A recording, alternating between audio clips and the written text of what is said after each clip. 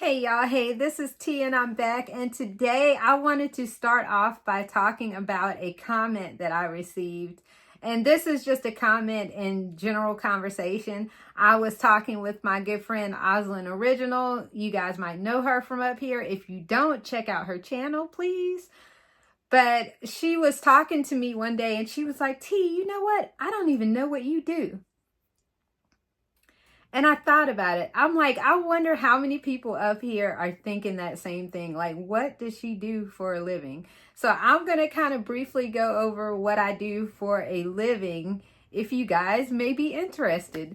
I work in scientific instrumentation and biotechnology. And no, I am not a scientist. I am not a scientist at all.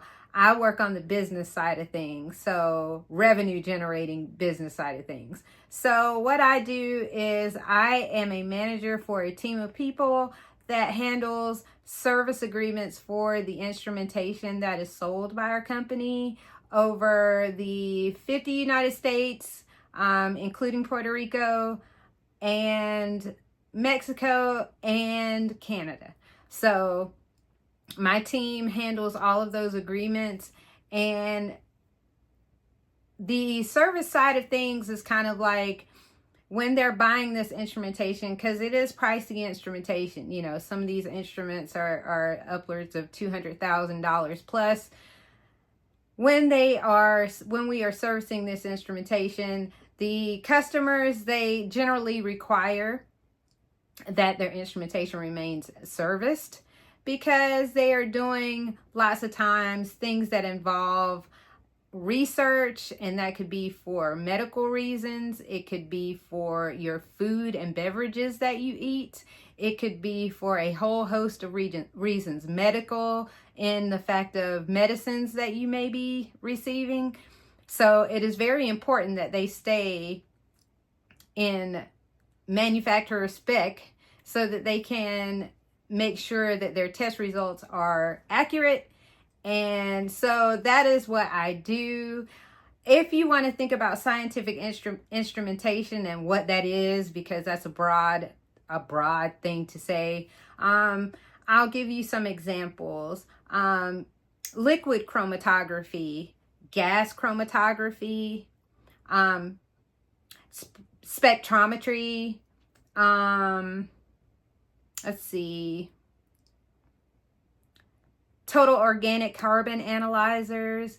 So to give you like a brief description of that, TOC, or total organic carbon analyzer, would be something that, let's say, a water company would use to test the water to make sure there are no contaminants in it.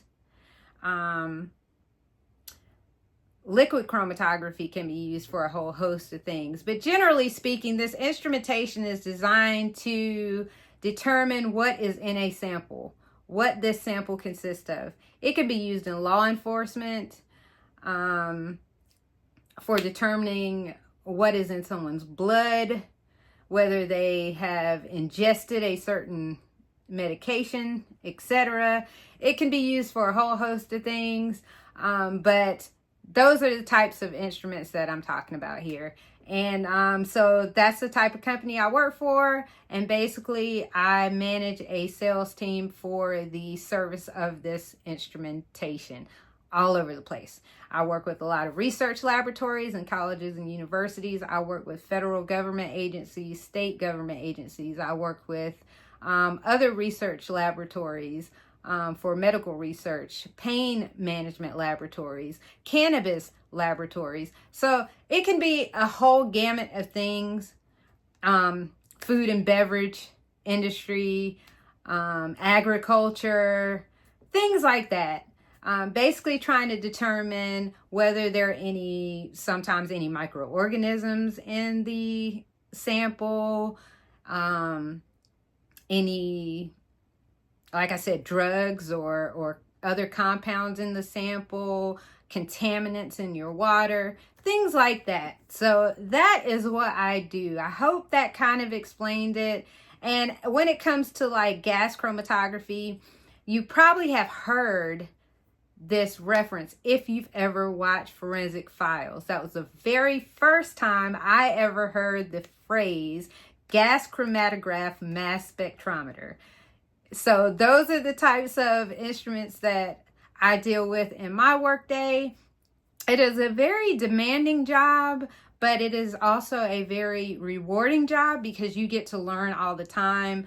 Me, I'm a person, I require a lot of constant learning and a lot of, I like fast-paced work environments. I do not like slow-paced. I don't like things like that. Like, I like something that kind of keeps me on my toes. It's ever changing. It just keeps me motivated and keeps my interest, not mundane.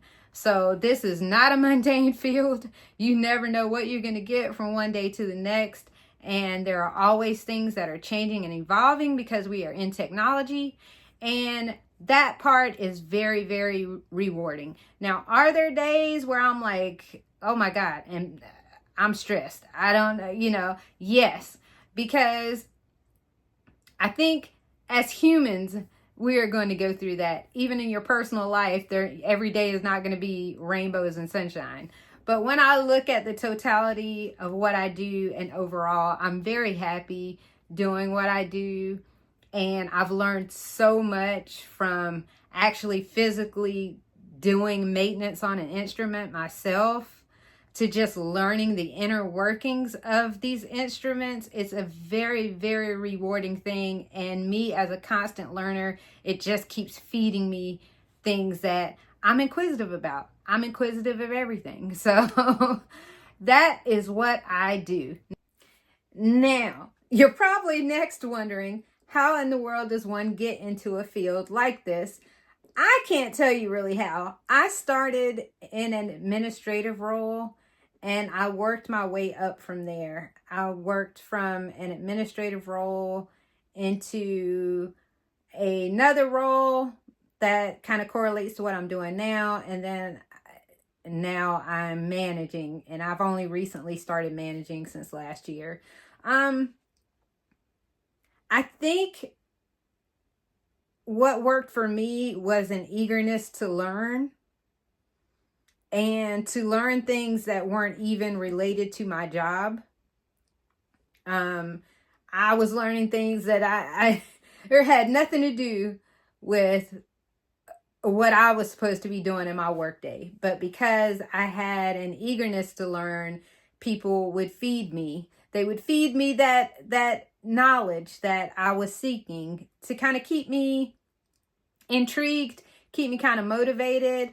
I had thought briefly about going into maybe the engineering side, but quickly determined that wasn't for me. That's a lot of traveling, and I'm not really I'm not really fond of that. But if you do like to travel, it's a great field. If you like moving from place to place and never staying in one place a lot of the time, I kind of akin it to a traveling nurse, like having to go all these different places. If you like that kind of thing, that could be an interesting field. But I just kind of worked my way from the very bottom. And when I say the very bottom, I mean the very bottom. And I know that a lot of people are thinking, well, how much do you make in this field? I would say that generally a manager in this area would probably start around 90 upwards to like 140, 150K a year. From what I've seen on Indeed, my salary falls in line with that. And so that's generally what you can make. I think science it's one of those forgotten fields. It's one of those fields where people don't really think about it. Like, nobody says they want to be a scientist. Maybe they say a rocket scientist, maybe. But, other than that, people don't really talk about science a lot. And it is representative in the numbers of minorities in this field because it is very low. If you look up the numbers for people of color in science, you will see that number is extremely low in comparison. And I just think it's just not something that we generally promote. Not like, you know, people say doctors, people say lawyers, IT, generally not science though.